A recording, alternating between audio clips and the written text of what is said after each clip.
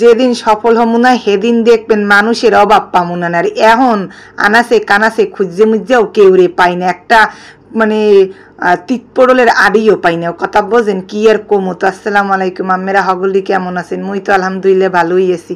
তো মুই তো আইয়ে পড়ছি আপনাদের মাঝে খারাদিন খালি যে মোরে রামধন বারণ খুন্তি লাড়ালাড়ি লইয়েই।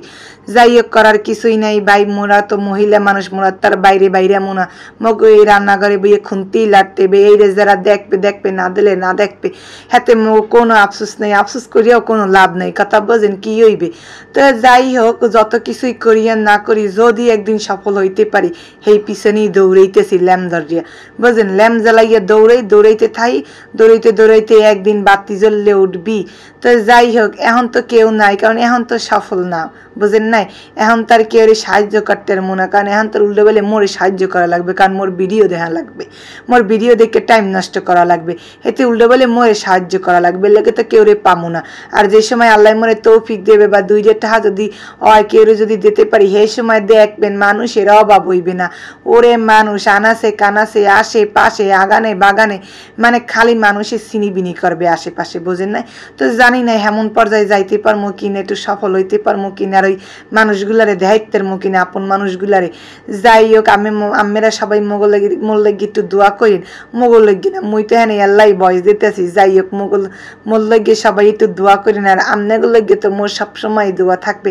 আমাকে সবার মনের আশা জানি আল্লাহরে এককালে পূরণ করে দে। আল্লাহ জানি কারো মনের আশা অপূর্ণ রাখে না। মোরা সবাই চাই মগে মনের আশা জানি আল্লাহ পূরণ করে। তো যাই হোক, মুই আজকে দেখেন সুন্দর করে কাঁচা টমেটো একটু চাটনির মতো বানামু, মানে মোর জামাই কইছি একটু কাঁচা টমেটোর চাটনি খাইবে এই আর কি। তো আসলে এই কথাই মুই আর কি কাঁচা টমেটোর চাটনি বানাইছি। পরে যে এত মজা হইছে, মুই তো খাওয়ার পর ভিডিওটা দিছি, বুঝলেন। মোর মাইয়ে কিন্তু প্রথমে খাইছে না, পরে একেবারে হুদা হুদা চাটনিগুলা খাইছে, ভাত খাইবে না, হে চাটনি হুদা খাইবে। তো মুই সুন্দর করিয়া মানে সেদ্ধ করে এর পরে পেঁয়াজ মরিচ এরপরে ধনিয়া পাতা এইগুলা মানে রসুন দিয়ে এরপর ধনিয়া পাতা দিয়ে বাগারের মতো উড়াইছি। আর মোরা এরমে করলে না এটা বাগারের মতো আর কি কই, বাগার কই। তো যাই হোক, এত মজা হয়েছে মুই ভাবতেও পাইনি, বেশ মজা হয়েছে। আর এদিকে দেন বেগুন ভর্তা লাগিয়া সব কিছু রেডি করছি, মানে ওইটা বেগুন ভর্তা করবো, আর এদিকে এই টমেটোর চাটনিটা থাকবে, মানে শুকনো শুকনো কাঁচা টমেটোর চাটনি। সেই মজার এই শীতে এইসব খাউনগুলা যে কি ভালো লাগে। গোস্ত পোলা মুরগির ঠ্যাং আশের ঠ্যাং সবের ওদিকে হালাইয়া দে, আগে ঈদ দে ভাত খাইয়ে লই, আগে এক ঠিললে ভাত খাইয়ে লই, হেয়ে পড়ইছে কথা, মানে এক প্লেট এক ঠিলে একই। যাই হোক, এক পেট খাইয়ে লই, আগে তৃপ্তিরে মিডাইলে। তো মোর তো যে বেশ পছন্দ এই ভর্তা টর্তা, এর দিয়ে যে মুই তৃপ্তি অনুসারে ভাত খাইতে পারি, হ্যাঁ কোয়ার মতো না।